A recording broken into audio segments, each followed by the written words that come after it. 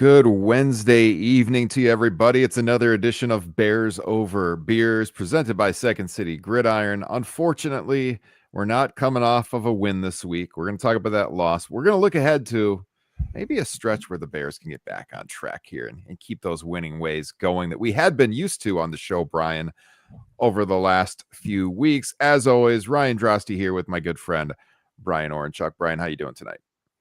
Doing well, my man. Doing well. It's getting chilly out where I'm at. The weather's turning. A lot to look forward to. We made a big signing today. But yeah, like you said, get back to some winning ways. We knew this stretch was going to be winnable. All season, we kind of pinpointed this past game as one that might have been the most difficult. And we didn't expect for it to be difficult for the reasons it was. But ultimately, definitely a disappointing loss, one that I think we absolutely could have won. We'll definitely talk about that too. But yeah, excited to hang out with you and our listeners and first and foremost, man, hear what you're drinking. So you go first.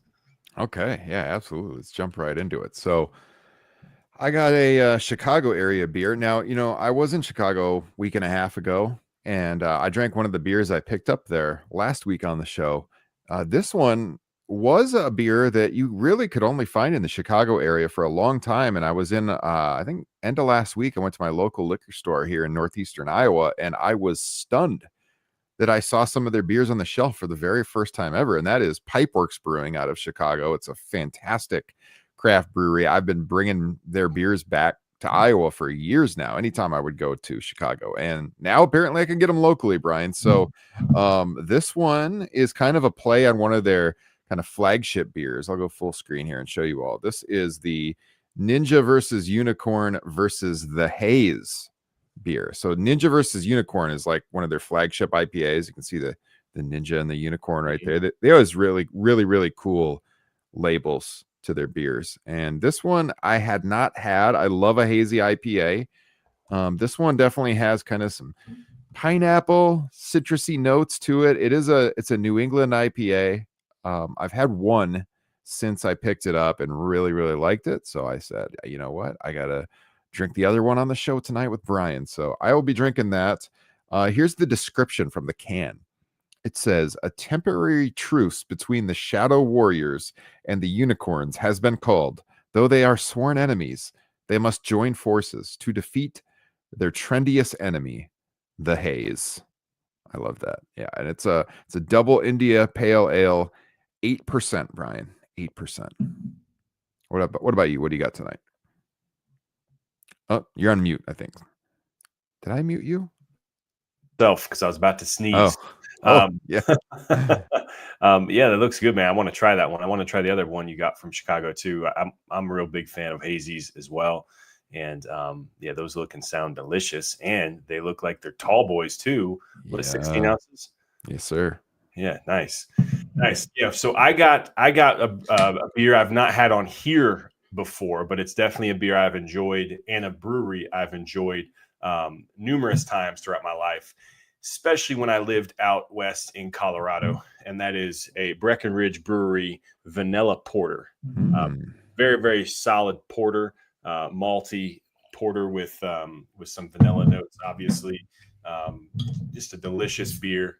It's been one of those rainy, cold days here in the mountains, and a nice vanilla porter in, of course, our glass is going to go really well. And I will say, not because we need to play vanilla ball this week, but we may have played a little bit too vanilla on offense this past week, and it kind of came back to bite us. But here it is, delicious. Can't wait to drink it with you.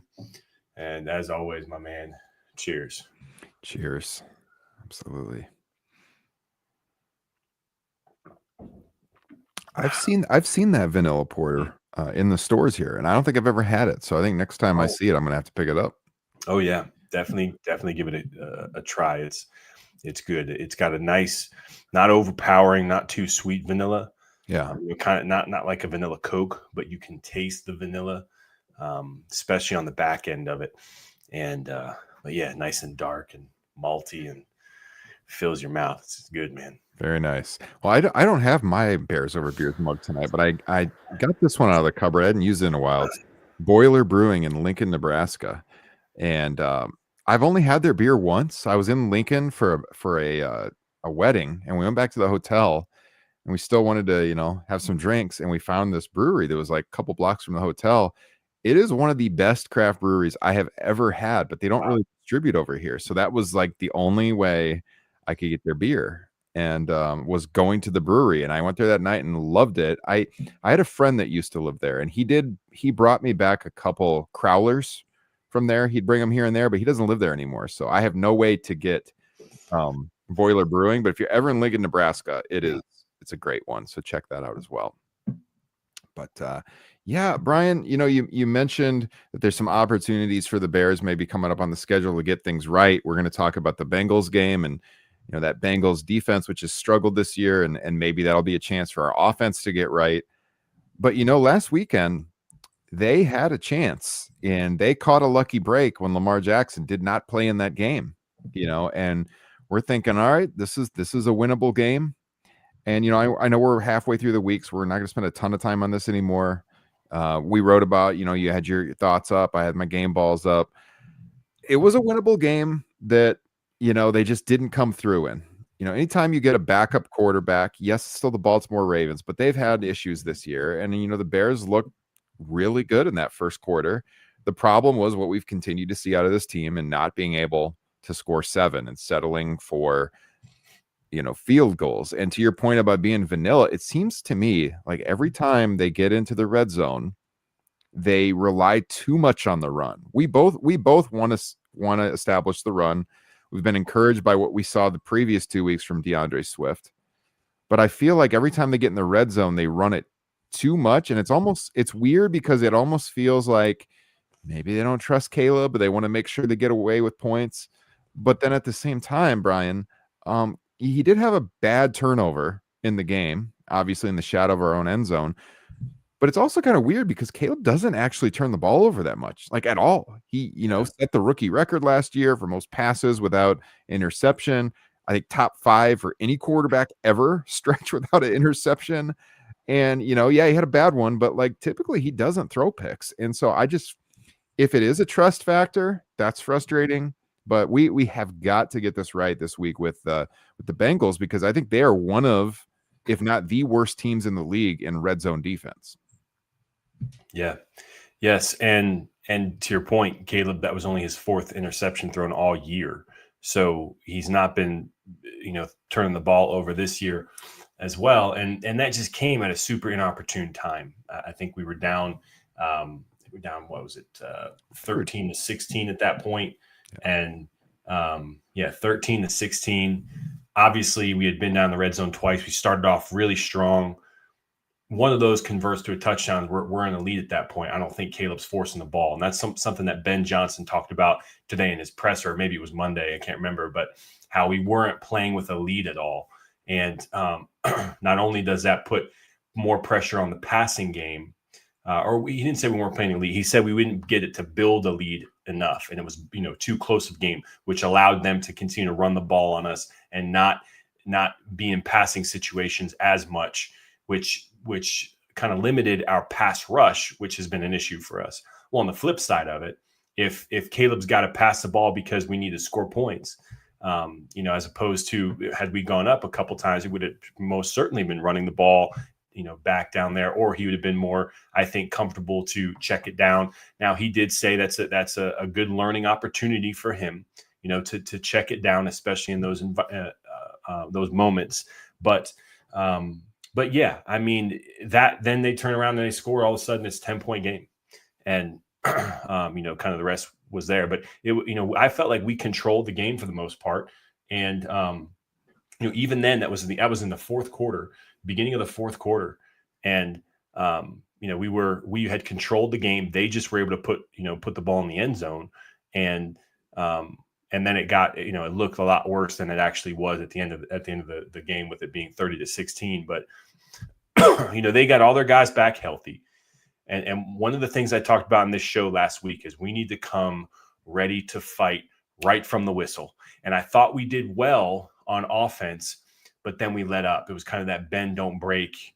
We didn't really get him with a knockout blow. I don't think we came away in the first quarter on the on the favorable side of the scorecard because we didn't put it in the end zone. And when you let a team that's desperate and hungry, that's going to be fighting all day, hang around that long, bad things happen. And we saw it. I mean, hats off to the Ravens. They played a great game defensively, and they did enough offensively, obviously, especially Tyler Huntley, who, made our makeshift defensive backfield look like backups. But at the end of the day, it was definitely one I think we should have won. But they obviously needed it, and it's time to move on to Cincy, another AFC North foe, and go from there. But yeah, disappointing loss to say the least.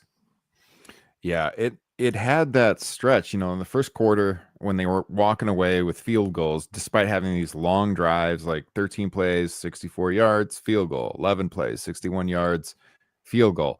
It's like you can see it coming, that you're not getting 7. You can have a 14-0 lead right now on the road, and instead, it's a one-score game, and sure enough, they get that touchdown, and then all of a sudden, we're halfway through the second quarter. We've controlled the game pretty much entirely up to that point in time, and now we're down. And it's like, here we go again. And then it's 10-6 at halftime. Still a totally winnable game, 13-6, 16-6.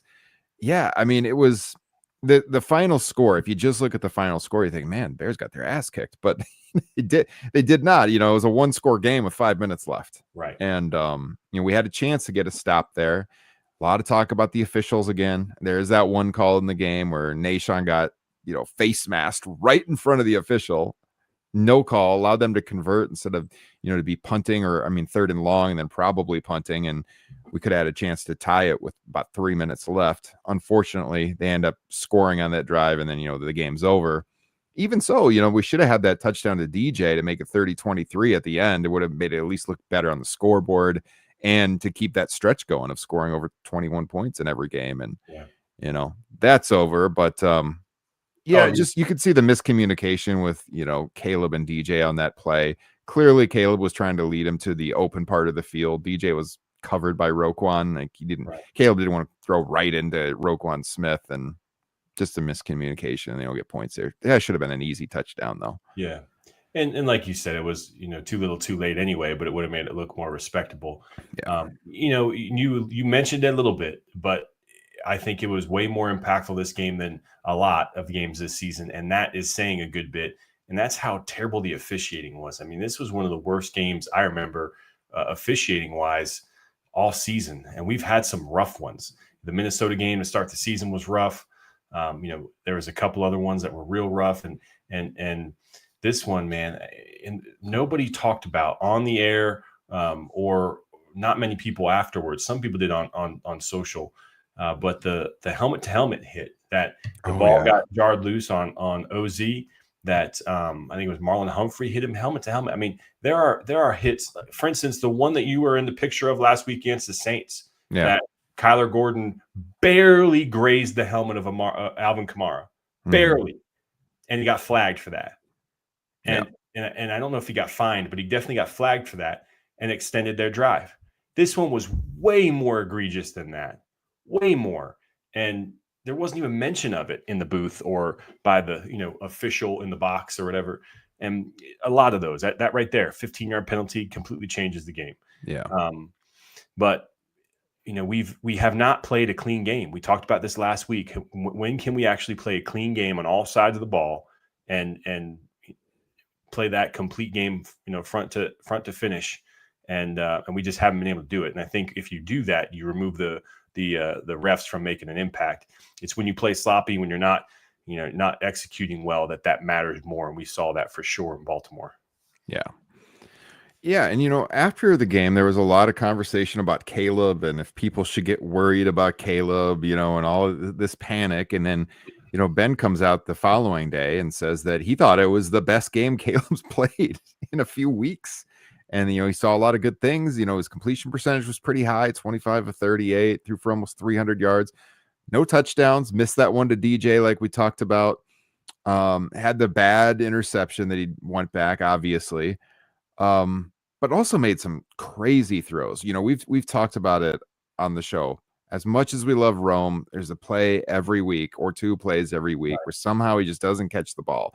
And that play when Caleb rolls out to his right side, throws on the move right down the sideline, just threw it perfectly right in there for Rome to lay into and catch. If you're a top 10 pick, you got to catch that, man. You got to come up with that. And that's another play that, changes the trajectory of the game for sure. So certainly Caleb didn't play perfectly. He's had better games. But we've also seen Caleb in the past where he has a stretch of bad games or even just one bad game, and then he turns it around and has an awesome week next, So, started off the season not great against Minnesota. Detroit, we got blown out. He did some good things in that game, but then Dallas, lit up Dallas. Yeah. And the way that they lit up Dallas is starting to look better than it did at the time. Like maybe they're a little bit better than we gave them credit for at the time. So I have confidence that he can get it together this week. And the idea that you should panic on a guy first year in the system, he is the first overall pick.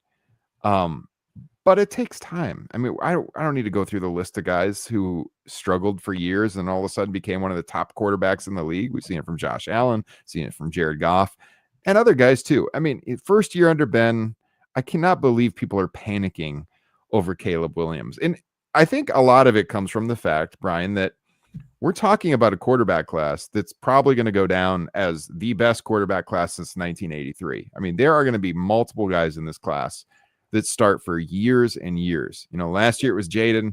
Now everyone's talking about Drake May, rightfully so. Maybe by the end of the year, they're talking about Caleb. Maybe by next year, they're talking about Caleb. But all those guys can play.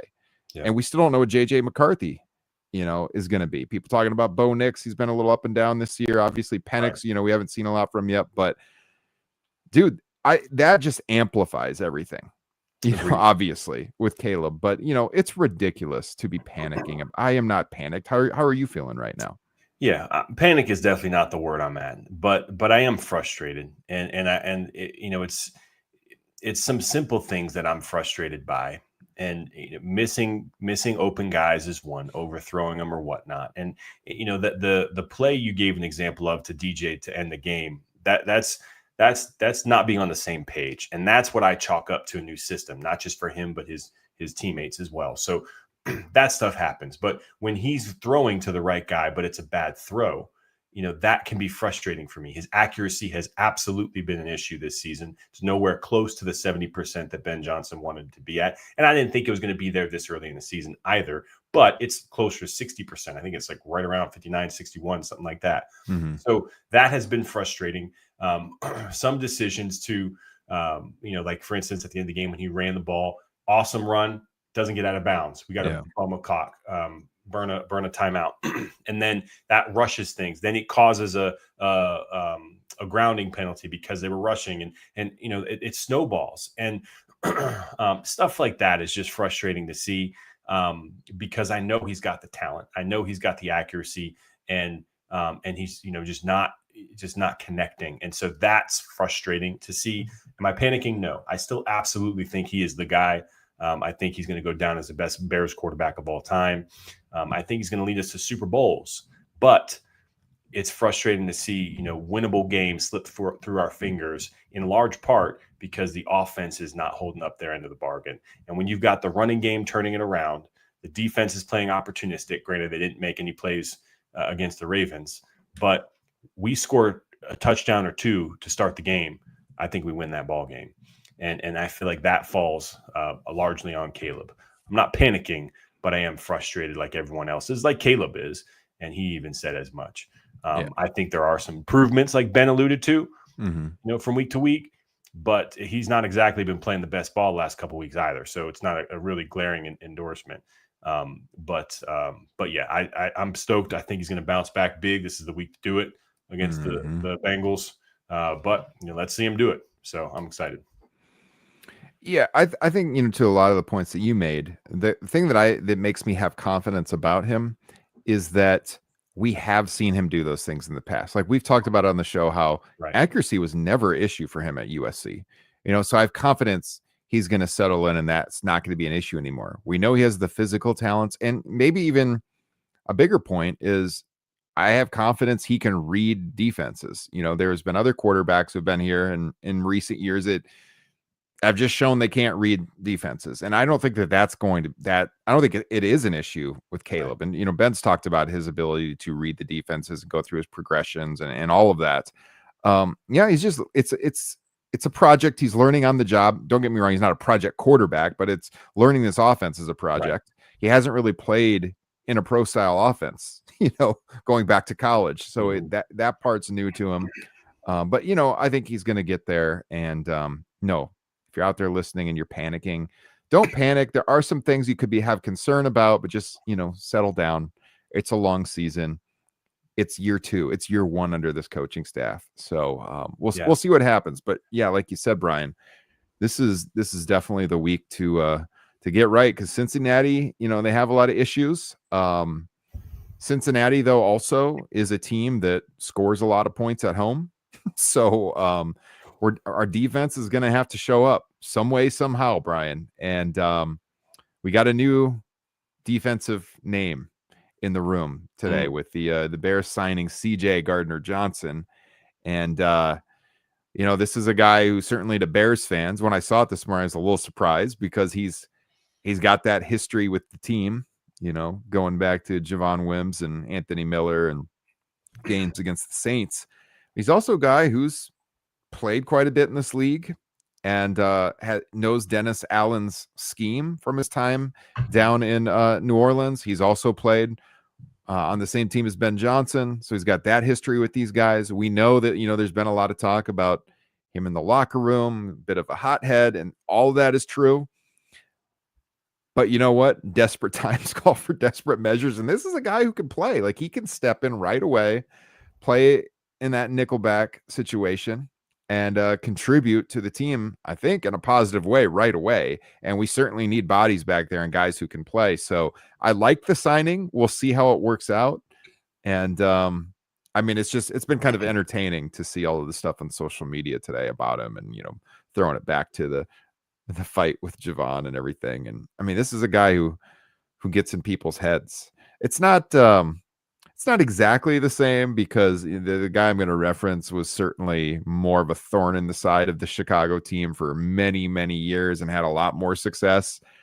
But I even remember when Rodman signed with the Bulls. Oh, yeah. It was like, oh my God, Dennis Rodman's going to play with the Bulls, right. Like the nemesis, and it's not the same thing. They were in the same division, playing multiple times per year in the playoffs and everything. Right. But still, he was that guy who was the rival that was getting in our players' heads all the time. Yeah, right. Hall of Famer. And then all of a sudden he was wearing the red and black. So not a perfect comparison by any means, but also, you know what I'm saying? Like, he's a guy with history against the Bears. Yeah, no, it's an apt comparison for sure. He's one of the bad boy bullies of the league, CJ Gardner-Johnson, and he's got history with us. It might not be as many games like Rodman had against us when he was with the Pistons, but absolutely. He's got hit. You just alluded to 2 players, 2 games, 2 separate games, 2 players. One of them was in a wild card playoff game, right? And our last playoff game, yeah, with Mitch under center, and fans remember that. And it's not only that for me. Like, he has every time you've watched his teams play, he is the guy who's kind of leading the extracurricular stuff, which I am not a fan of. I'm not a fan of him and that style of play. However, what I have always loved and respected about this young man is his nose and knack for the ball, his ball skills, but also his tenacity with which he tackles and hits people. He's not afraid of contact at all. He is maybe the most opposite of any DB in the league in that regard. He'll come up. He wants to let you know that he's going to be, bringing it and knock you back every single time he tries to. So I love that. I think from the slot position, which is where Ben indicated he's going to be starting with us, I think that's going to be huge. I think that's one thing we've been missing when Kyler is not in, that physicality from the nickel spot.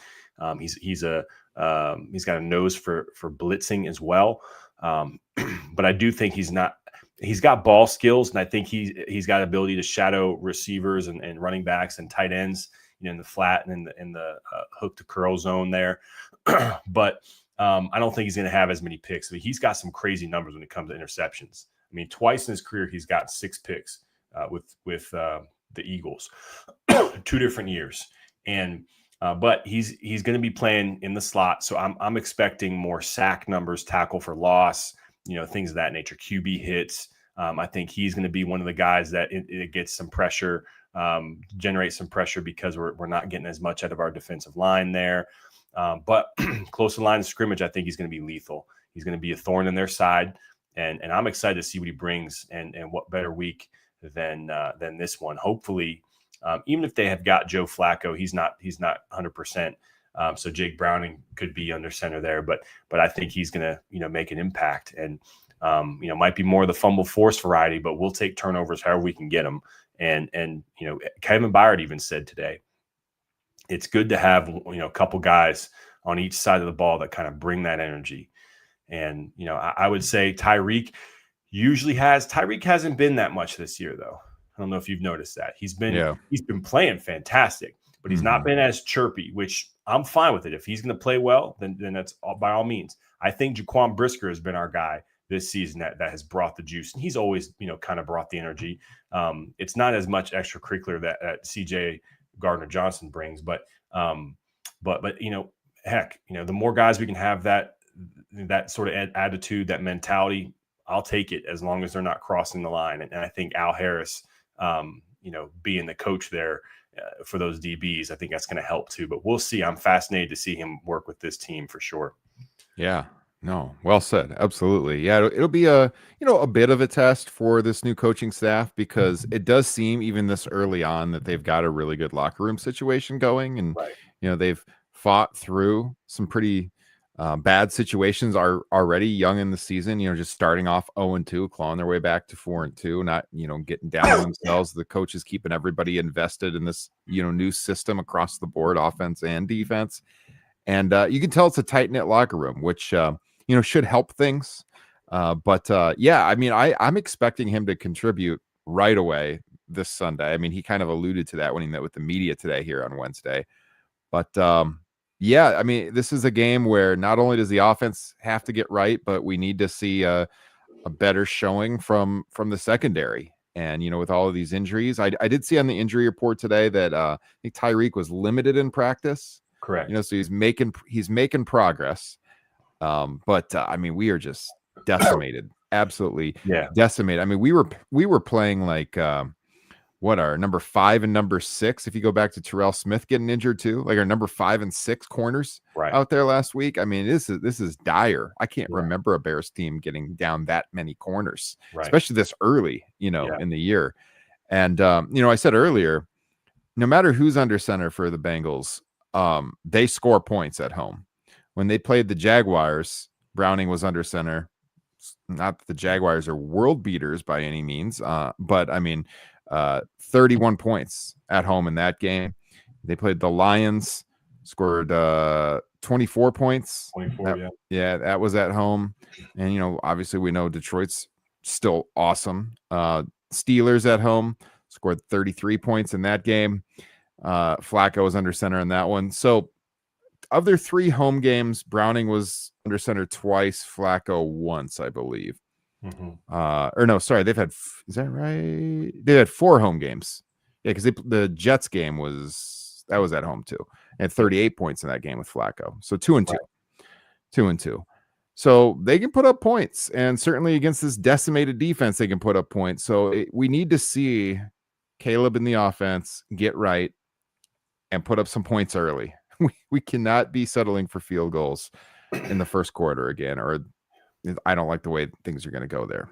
Yeah, I agree all the way around. I think if Tyreek is back and healthy, I think we actually match up well with their receivers. I think the way he's playing, he's a better man coverage guy. He's also physical and can hang with a guy like Jamar. Obviously, Jamar Chase is arguably the best receiver in the game, so take that with a grain of salt. But I like the way he plays if he's healthy. And then you've got Nahshon Wright on the other side, who's 6'4", which matches up really well matches up really well with T. Higgins, who I think is 6'5", and and so if he's healthy, I like our chances there. But the most fascinating thing to me is the timing of this signing, and what has been the most consistent annoyance as a fan watching these games. We talked a little bit about the referees, but throughout the season, the biggest indication that we're not where we need to be yet is the sheer amount of penalties that our team, offense and defense, has been accumulating week in and week out. Unacceptable numbers.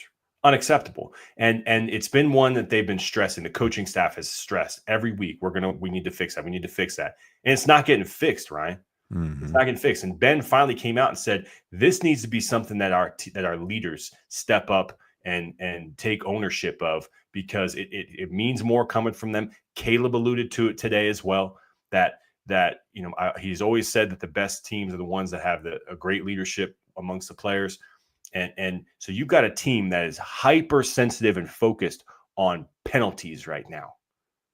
What's going to happen when CJ starts yapping after the play, or even gets, God forbid, a penalty thrown on him? That's going to be fat. I don't think we're going to crumble. I think you're going to see some leaders step in and get in his face and remind him, where the hell he is and what he needs to be doing to help his team win. And we're not going to have that. But it's just fascinating because more than ever, under Ben Johnson so far, we are focused on penalties, and we bring in a guy who's penalized arguably more than any other defensive back in the league. So how is that going to marinate? Now, because you've got Al Harris, you've got these other guys like Kevin Byard and a great culture.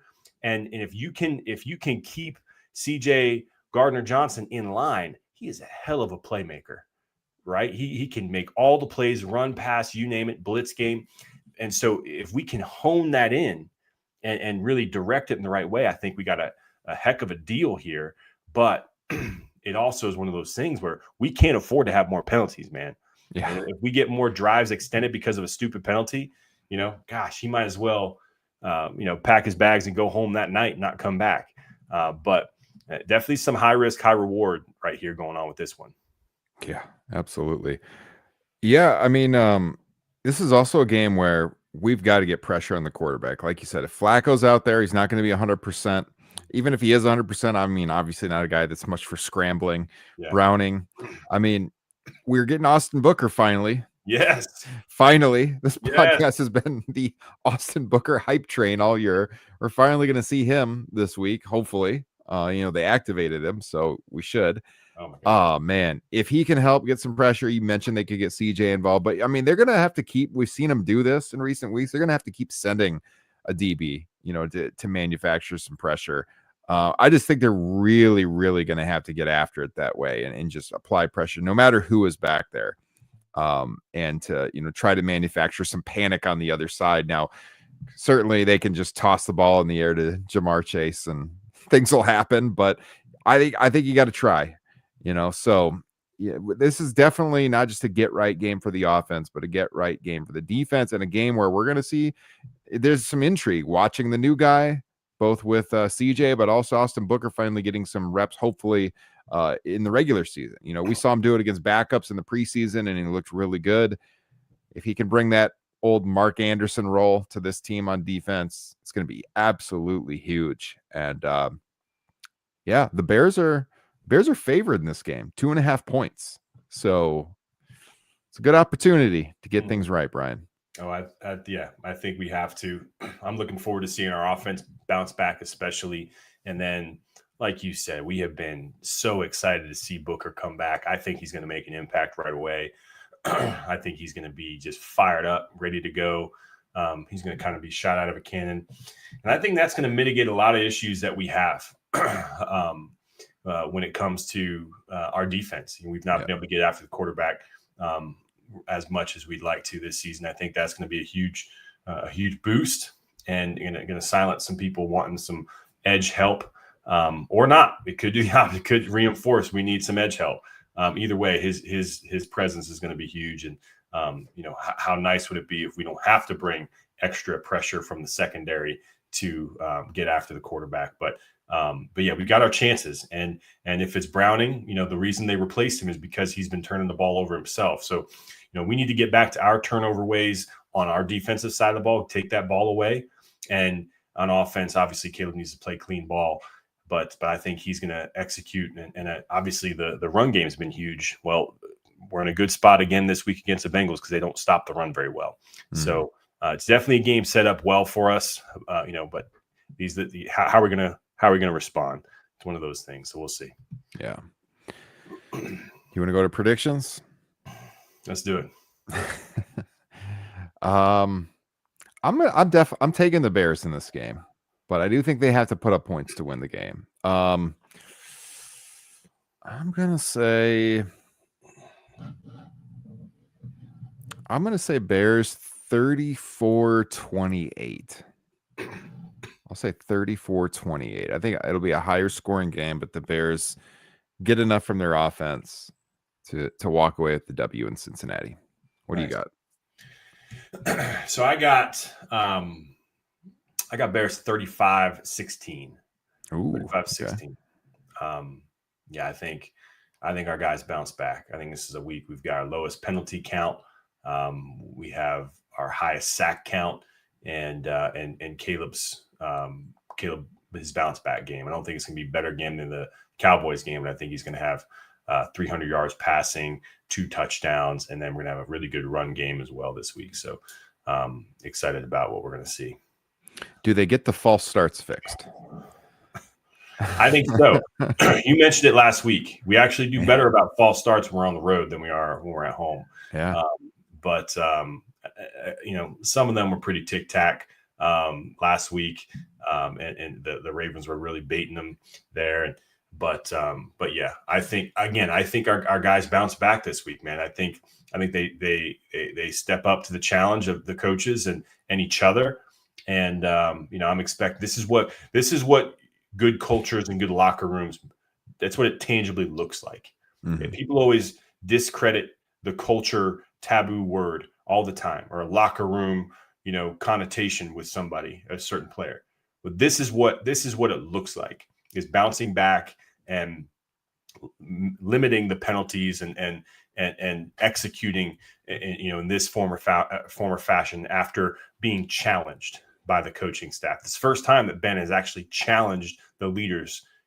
He's always talked highly of leaders and said how important they are, said we've had good leadership, this and that. He's never came out and said, as far as I can remember, it's now up to them. Yeah. We need them to step up. And so I think they do, and I'm looking forward to that. All right. Nice. Well, let's hope we're celebrating a victory next week and looking at a chance to go 6-3 coming home against the Giants. We'll see. But Brian, I gotta reveal something to our listeners right now, because I hinted at this last week on the show. I said that I was going to do something for stickers. So we got some Bears Over Beers die cut stickers, and I ordered 100 of them for now, and I want to be able to send these out to the listeners in the mail. So if you want a free sticker and you want to make me fill out envelopes and get writer's cramp, here's your chance. So all you have to do in order to get one of these stickers is post a picture of yourself listening to Bears Over Beers in the wild and tweet it to us at Bears Over Beers on Twitter X. That's all you got to do. It could be your Apple CarPlay screen in your car. You're on your way to work. Now, please don't do it while driving, but when you're stopped, snap a picture of the screen showing that Bears Over Beers is playing. Maybe you're in the coffee shop with your laptop and you're listening on your phone. Pull up your webcam, quick take a picture of the artwork on your phone that you're listening to Bears Over Beers. That's it. It's just got to be a picture of yourself listening to Bears Over Beers in the wild. Tweet it to us, and then I'll get a hold of you on DM to get an address to send the sticker to. It's a 2.5 by 2.5 inch die cut Bears Over Beers sticker. It's the logo you're seeing on the screen right now, whether you're on your podcast app or on YouTube. That's all you have to do. So wait, they don't even have to follow either one of us. I mean, bro, I don't even have 200 followers on there. At least they can follow me. You know what? That's a good call. Let's add that caveat, because Brian in particular, I mean, look, I'm no Jacob Infante. I don't have a huge following either, but Brian in particular deserves a lot more followers. So if you, so tweet it to us. And then if you go to our Twitter page, in the bio, it lists both of our personal usernames, at Ryan Drosty, at Brian Oranchuck. Make sure you're following us. You got to follow us too if you want me to mail you a sticker. I mean, this is a small ask, but you'll get your free sticker in the mail, and you can start spreading the word about Bears Over Beers here on Second City Gridiron. I mean, that's a pretty good deal, right? Get That's a free die cut sticker. Heck yeah. So yeah, tweet us the selfie, and make sure you're following our accounts. That's all you got to do. And hopefully by next week, Brian, I'm complaining and I'm like, I got like 30 envelopes I got to fill out tomorrow. Yeah. Make me do it. Make me work. I'm ready. Just do it. So, all right. So, Brian, we wanted to have a little discussion on Halloween to close the show. We got Halloween coming up this weekend. We have children. They're going to be out trick-or-treating. I think it's going to be like 30 some degrees here. It's going to be a crisp night. That's for sure. I was hoping to be a little bit warmer than that. I mean, I like fall air, but 30s is getting a little cold for me to be outside too long. But Brian, what do you want to go with the angle about the Bears enemies? Is that where we're taking this one? Well, I thought it was appropriate given that we just signed one of the league's, in my opinion, greatest villains, at least current and present. I actually did an article over summer on Windy City Gridiron ranking the top 10 greatest villains of the last 40 years. And not just for Bears, but in the entire NFL. And C.J. Gardner-Johnson made that list. Pretty respectable number on that list too. So, thought it would be appropriate to discuss the greatest villains. I think maybe just keeping it Bears related for now. Let's think of the greatest villains of our lifetime of guys we've seen play against Chicago. Number one on the list was a guy that was talk about thorn in our side, and that was number one on this list. But yeah, what are some names of guys that come to mind from a scary villain standpoint whenever your team decided to play or was on the schedule to play this guy and his team? I mean, personally, I got to go with 3 Green Bay Packers right off the rip here. And, one of them I was too young to really know what was happening, but I've gone back in the history and I know what he did, and it was pretty despicable. But I'll start more recently. I mean, Aaron Rodgers and Brett Favre, for sure. I mean, look, we're Bears fans. We got our butts handed to us by those guys for how many years? And, with Favre, we finally got his comeuppance, towards the end of his career, not just when he went to Minnesota and ended his career up there at the University of Minnesota in that cold Monday night game. But also, when he was still in Green Bay, those early Lovey years, we had finally kind of flipped the tables on him and started to beat him more often than not. But we never really got that with Aaron. And we have a chance to get a win over him against Pittsburgh this year. So I'm looking forward to that. But I mean, both of those guys are definitely high on my villains list. And then, I think you had them in your list here too. But I mean, obviously that Charles Martin hit on Jim McMahon is likely cost the Bears back-to-back Super Bowls. Yeah.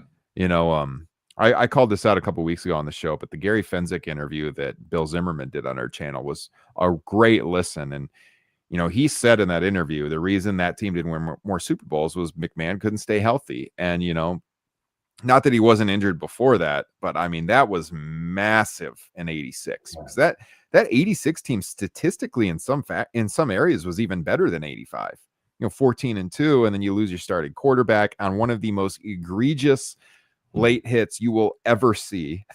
And then not only that, the hit list he had on his towel. I mean, that's one of the dirtiest plays in NFL history, and it likely cost the Bears a Super Bowl. So he's real high on my list. And I know your number one on the list was Ndamukong Suh. And I mean, just constant dirty plays out of him year after year when he was in Detroit. I think that was from my years as a fan, as a guy who's almost 42 years old now. I mean, those were some of my prime football memories, as a young adult for sure, when Sue was playing and, college years and beyond. So when I was in college, and I just couldn't stand that guy, could not stand him as a Bears fan. So I thought when you ranked him number one, that was definitely appropriate.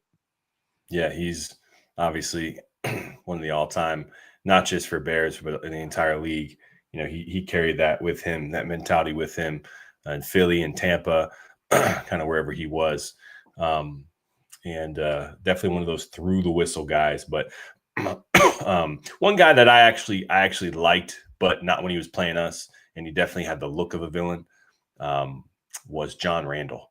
John Randall was he was a bully on the field. He talked a lot, kind of that villain mentality when we played him, and he did some damage, plenty of damage to us.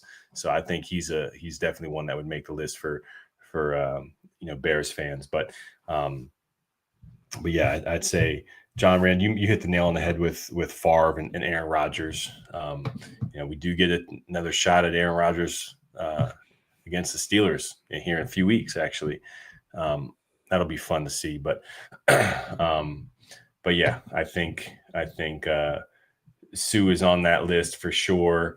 You mentioned Charles Martin. Absolutely. He is on the list. And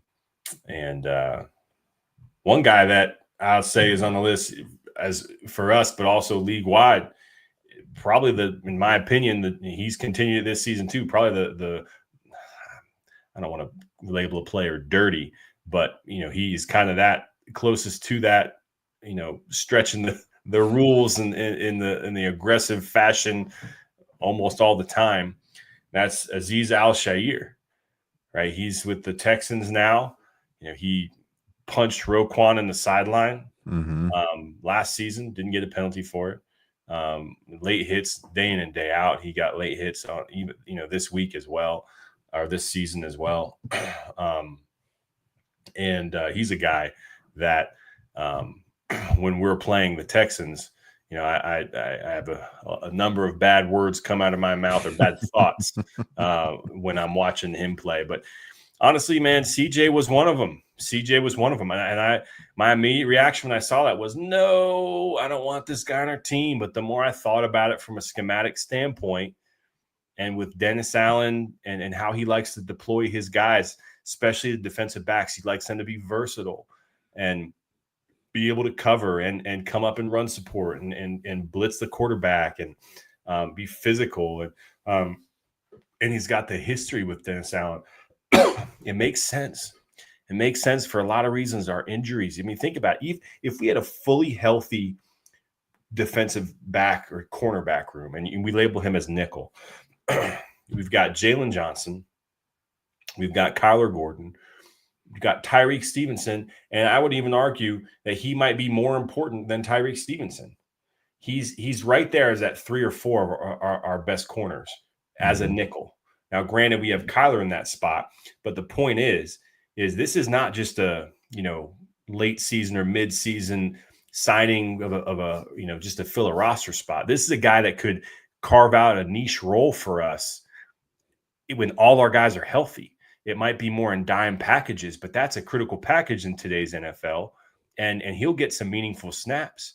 So he's a player that is an enemy when we're not playing him, but now we've got him on our team, and I think he can be an enemy to a lot of other teams. And I'm looking forward to seeing, like we said, how he can turn that around. But yeah, some other guys just to give you a heads up on my top list, not necessarily Bears related, but Bill Romanowski, for those that remember him, linebacker, longtime Raider, longtime Bronco, and then Vontaze Burfict. He was one that a lot of people thought should have been number 1 on the list. I mean, he has come out straight up admitted he would hit guys after the play just because they were Steelers, just because they were Pittsburgh Steelers players. He would just knock them out after the play. I mean, you can't get more dirty than that. That's literally like the definition. But yeah, I can't think of any more that actually say. You know what? I will say. There was a corner. What's his name? He's still playing. He's on the. I think he's on the Bills now. For the Packers, he was on the Packers. He's a taller corner. Gosh, what's his name? I just saw him not too long ago. Played for the Packers too? Yeah. I'm trying to think. I'll let you know in a second. Yeah. Not sure. When I was thinking when you're going through those, Randall was a great call because I was thinking in my head, like, are there any like Vikings players that I just really didn't like on the villain? And obviously Sue with the Lions, but like a lot of the years, Lions were just bad, Right. So like I didn't really hate any of those players. Um, it's just kind of interesting because the Vikings have had a lot of good teams, but they haven't really had a lot of players that like I just disliked as a villain. Even like when Peterson was there, it was like I didn't really like dislike him. He was just an amazing running back. You know, I Yeah. didn't have that like personal like I can't stand that guy. Right. There just hasn't been a lot of not older fans probably go back to the Purple People Eaters days and they could name some guys, but like for Right. me, there hasn't been a lot of guys from Minnesota that I have that strong dislike for, like maybe with Detroit and Green Bay in the last 20 to 30 years at least. Yeah. Even Yeah. Moss, like, yeah, Moss was Yeah. cocky, but like I always thought the dude was awesome. So like Yeah. I never really disliked him that much. Jared Allen early on, Yeah, he was kind of one of those guys. yeah. But again, not a player that I dislike as much as I dislike when we were playing him. Hmm. Um, but gosh, this is going to drive me crazy. I can't remember this guy's name. He like I said, bigger corny. He was with the Packers not too long ago. Let's see, like 2022, 2023 Green Bay Packers. I'm gonna find this guy because he's still one that you'll notice when he's playing. He's kind of got that edge to him, Hmm. and so he's definitely one that I would have up there. He was with the Packers for not too long, but enough to know who he is To make and the list. be annoyed by him. Yeah. Let's see. I need to pull up their depth chart here too and No, take it a look. wasn't 22. Let's see. He plays for the Bills now, you were saying? Razul Douglas. Oh, yeah, yeah, yeah. Okay. All right. Razul Douglas. He's with the Dolphins now. He was with the Dolphins. Okay. Bills last year, Dolphins now. Yeah. He's a guy that I have not liked when we played him. He was at the Packers for a couple of years. Yeah. Yeah. Only 2.5 seasons with the Packers. But Well, we could probably make a top 10 list with just the Packers if yes, we wanted to. yeah. Jair Alexander is another one. I do Yeah. not like that guy. Yeah. Oh man. All right. Real quick, I was going to ask you this, Brian, to keep it seasonal. Any favorite Halloween costumes that you had growing up? It could be Bears related too. I got a couple Bears related ones that I want to share. And it doesn't have to be growing up. Maybe it's an Yeah. adult Halloween party that you went to. But any No. favorite Halloween memories from one Brian Warrenchuck? Yeah, I would say Teenage Mutant Ninja Turtles Mm-hmm. would be. So my mom made us some costumes. I was always Leonardo. My brother was Michelangelo, and yeah, those stick out to me. Michelangelo was always my guy. Did you say your mom made the costumes? Yeah, Same. My yeah, mom was huge seamstress. We would yeah, go to the fabric store like late summer, pick yeah, out a pattern, and my mom would sew all the costumes every year. yeah, yeah. Same thing? Oh yeah, Yeah. yeah. She did.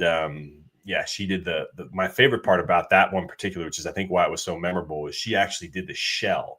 It was like it was a pillow, like two Yeah. pillows in this shell that she stitched and did the patterns on the shell. It was awesome. Yeah. And I don't know where they are these days, but yeah, that was epic. But the belts, the bandana, all of it, she did it. So yeah, she That's was awesome. awesome.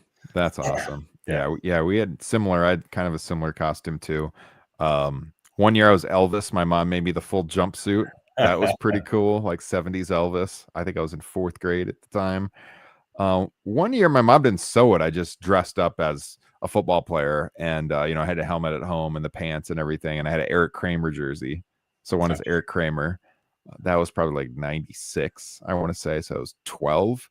And you kind of resemble him at this age. yeah, that's funny. I just started doing my hair totally just like him. Yeah. God.